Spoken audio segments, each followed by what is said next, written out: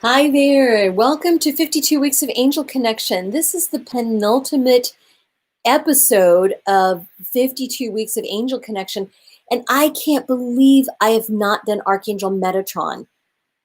So today we're doing Archangel Metatron. Metatron is probably one of those archangels you've not heard of. There are only two archangels mentioned in the two angels mentioned in the Bible by name, and Metatron was not one of them, which is probably because he was not an archangel at the time. So if you've noticed, Metatron's name does not fit the usual mold of archangel names. So we tend to hear of names such as Michael, Gabriel, Raphael, Raziel, Uriel, Jophiel, Jeremiah, Azrael. So most archangel names end in EL, which is just signifying it means messengers of God, right? So Metatron is one of those funny angels that doesn't fit that mold. And there's a really good reason for that. It's because he was human before. So most archangels have not been human. There are only two exceptions to this. So Metatron and his brother Sandalphon. So both names do not fit the typical archangel mold, and both had been human before. So Archangel Metatron was Enoch in the Bible. So there's the book of Enoch. Enoch was mentioned, I don't remember what other books he was in, but mentioned in the Bible as a scribe. He was a scribe to the Pharaoh at the time.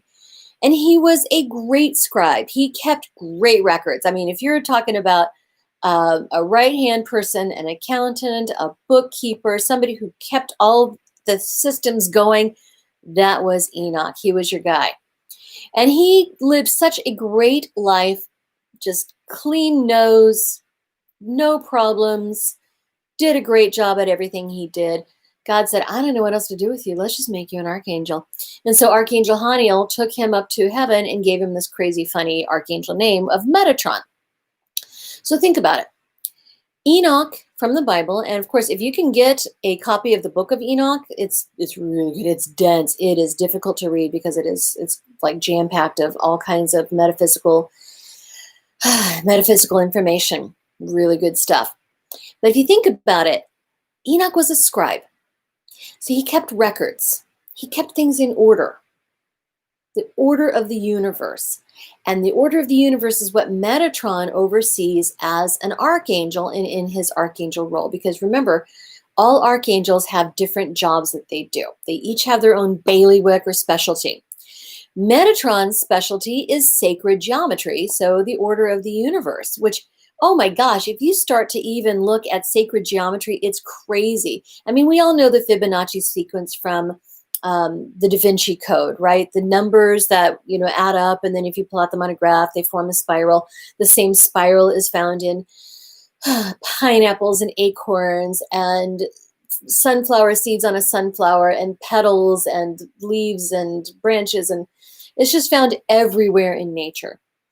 But sacred geometry is also in music. It's, oh my gosh, if you want to see something really amazing, I'll put the link in the comments section.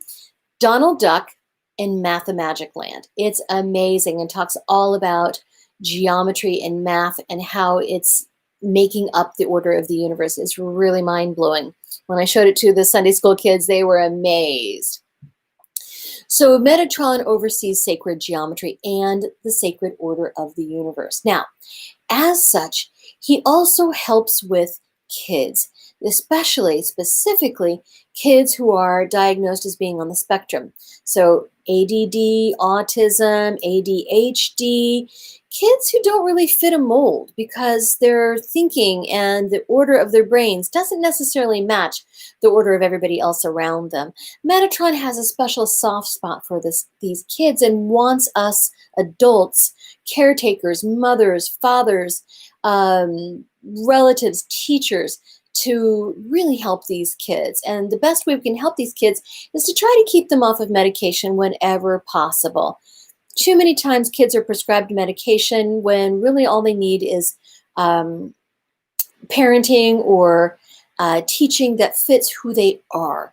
Now, when medication is warranted for these kids, it's warranted, and it can really work miracles with certain kids who need some extra help. But many times we can avoid getting onto this medication by doing different practices, teaching kids in the way that they learn best. And it's not always in the way of sitting in straight rows, facing the board, listening, not fidgeting, et cetera, et cetera. Now, of course, during COVID, all that seems to be out the window because most kids are doing at least a hybrid education right now and not sitting straight in rows and not doing all of that. So just really listening to your kid and the kids in your care and seeing how they learn best. They're not all visual learners. Many times they're kinesthetic or auditory learners as well. Now, when I taught college, the very first week I taught English and writing and reading, and the very first week of English 101, I would sit everybody down and we took a learning assessment. And I'll tell you what, the students who scored highest were typically better, people who scored highest in the visual learning style, they were typically the better students in high school, right? They earned higher grades.